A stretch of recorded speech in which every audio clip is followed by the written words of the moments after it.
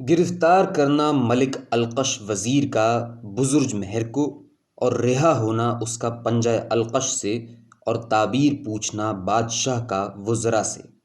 اب دو کلمے داستان بزرج مہر کے سنیے کہ شب و روز گھر سے باہر نہ نکلتا تھا، اپنے معبود کی عبادت میں مصروف رہتا تھا۔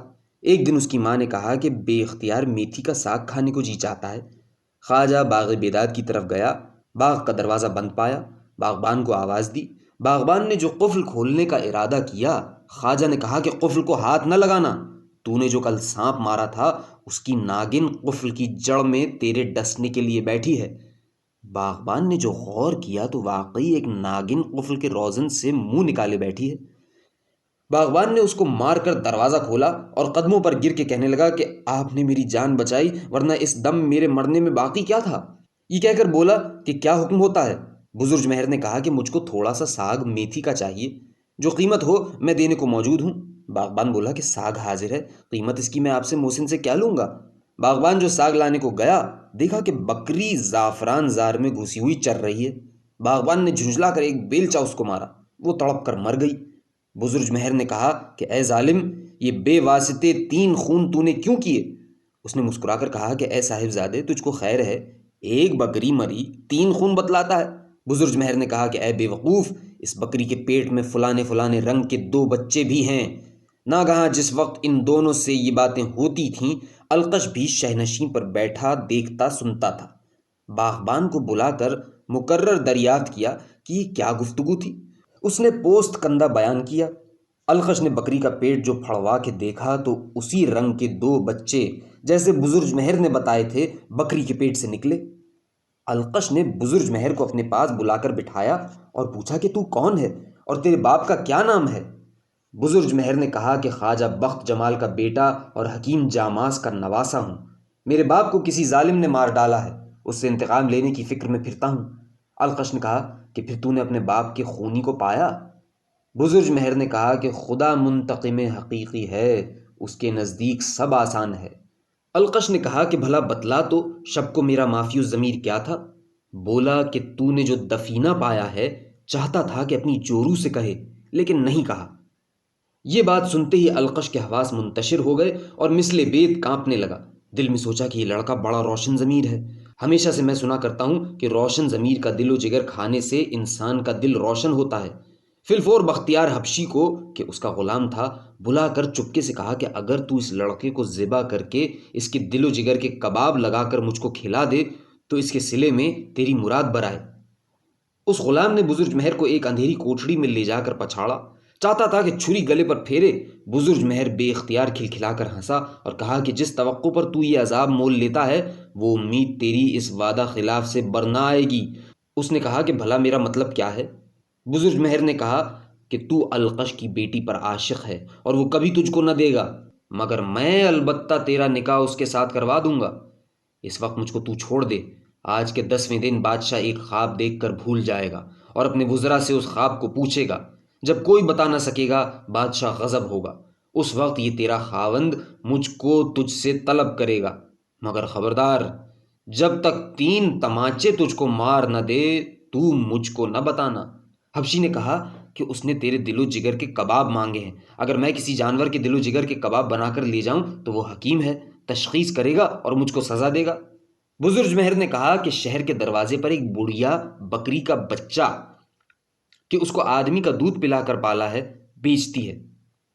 بزرج مہر نے کہا کہ شہر کے دروازے پر ایک بڑھیا بکری کا بچہ کہ اس کو آدمی کا دودھ پلا کر پالا ہے بیچتی ہے، مجھ سے قیمت لے کر اس کو لا کر ذبح کر، کباب اس کے دل و جگر کے بھون کر اس کو کھلا، باقی گوشت اس کا اپنا تصرف میں لا۔ بارے اس نے ایسا ہی کیا۔ القش کباب کھا کر سمجھا کہ اب میں بھی روشن ضمیر اور صاحب کمال ہوا۔ بزرج مہر جیتا جاگتا اپنے گھر آیا، سمجھا کہ رسیدہ بود بلائے ولے بخیر گزشت۔ اس کے 10ویں دن بادشاہ ایک خواب دیکھ کر بھول گیا۔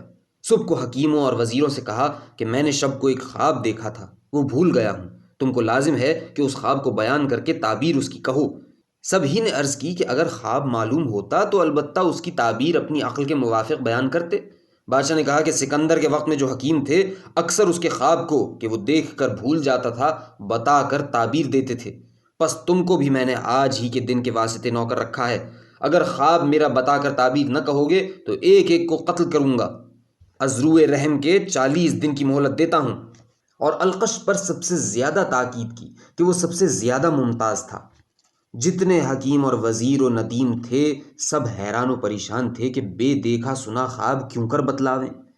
جب 40 دن گزر گئے، بادشاہ نے سب کو بلا کر فرمایا کہ خواب کو دریافت کیا، اور تو کوئی نہ بولا مگر القش نے عرض کی کہ غلام کو بموجب حکم رمل معلوم ہوا کہ حضور نے خواب میں دیکھا تھا کہ آسمان پر سے ایک مرغ نے آ کر حضور کو دریائے آتش میں ڈال دیا ہے۔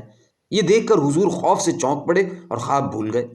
بادشاہ نے برہم ہو کر فرمایا کہ اے مردک، دروغ گویم برروئے تو، اسی عقل پر دعویٰ حکیمی اور رمالی کا کرتا ہے؟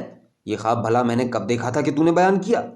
2 دن کی فرصت اور دیتا ہوں، اگر تیسرے دن تو نے خواب کو نہ بتایا تو قسم ہے مجھ کو آتش کدائے نمرود کی، تجھ کو سب سے پہلے جیتا گاڑ کر ایک ایک پر سیاست کروں گا۔ القش جو پریشان حواس اپنے گھر کو گیا، فی الفور بختیار حبشی سے پوچھا، سچ بتا وہ لڑکا کہاں ہے؟ اس نے کہا کہ اس کو میں نے تبھی بموجب حکم جناب عالی گردن مارا اور اس کے دل و جگر کے کباب بھون کر حضور کو کھلائے۔ آج مجھ سے پوچھا جاتا ہے کہ وہ لڑکا کہاں ہے؟ القش نے کہا کہ وہ ازبس کے دانا و روشن ضمیر تھا، یقین ہے کہ وہ تیرے ہاتھ سے بچ رہا ہوگا، تو خوف سے حکم دولی کے نہیں بتاتا ہے۔ مجھ کو قسم ہے لات و منات کی کہ میں تجھ سے کچھ مواخذہ نہ کروں گا، تو اس کو بتلا دے کہ میری جان بچے اور میرے ساتھ کتنے بندہ خدا جاں بر ہوں۔ اس نے جو پہلے کہا تھا پھر اسی سخن کا اعادہ کیا۔ تب تو اس گردن زدنی نے 3 تماچے اس زور سے مارے کہ کان کے پردے پھٹ کر لہو نکل آیا۔ بختیار بےتاب ہو کر لگا کہنے کہ غلام کو مت مارو، میں اس کو لیے آتا ہوں۔ القش نے کہا کہ اے نادان، پہلے میں نے کس کس طرح تجھ سے پوچھا، تو نے سوائے انکار کے اقبال نہ کیا، اب جب مار کھائی تو بتایا۔ بختیار نے کہا کہ اس نے تاکید کی تھی کہ جب تک تجھ کو 3 تماچے نہ لگ لیں مجھ کو نہ بتانا۔ القش نے اس کو چھاتی سے لگایا اور کہا کہ جلد اس کو بلا لا۔ بختیار نے بزرگ مہر کے دروازے پر جا کر دستک دی۔ بزرگ مہر جلد تر گھر سے باہر نکل آئے اور کیفیت دریافت کر کے اس کے ساتھ القش کے پاس گئے۔ القش بزرگ مہر سے بتعظیم و تواضع پیش آیا اور اگلی باتوں کا عذر کر کے بولا کہ بادشاہ ایک خواب دیکھ کر بھول گیا ہے اور ہم کو مفت پریشان کر رکھا ہے، کہتا ہے کہ اگر میرا خواب نہ بتاؤ گے تو ایک ایک کو قتل کروں گا، پس سوائے آپ کی یہ کس میں طاقت ہے کہ غیب کی بات بتائے؟ اگر اس وقت آپ مہربانی کر کے اس خواب کو بتا دیں تو گویا جاں بخشی کریں۔ بزرگ مہر نے کہا کہ میں یہاں تو نہ بتاؤں گا مگر کہ تم صبح کو بادشاہ سے جا کر عرض کرو کہ میں حضور کے حکماء و ندماء و وزراء کا امتحان کرتا تھا کہ یہ بھی غیب دانی کا علم رکھتے ہیں یا نہیں، سو جیسا کچھ یہ لوگ جانتے ہیں مجھ پر کیا حضور پر بھی روشن ہو گیا۔ خانہ زاد کا ایک شاگرد ہے، اگر اس کو حضور بلا کر پوچھیں تو ابھی حضور کا خواب بتلا دیتا ہے، پس بادشاہ مجھے بلائے گا، میں خواب کو بیان کر کے تعبیر کہہ دوں گا۔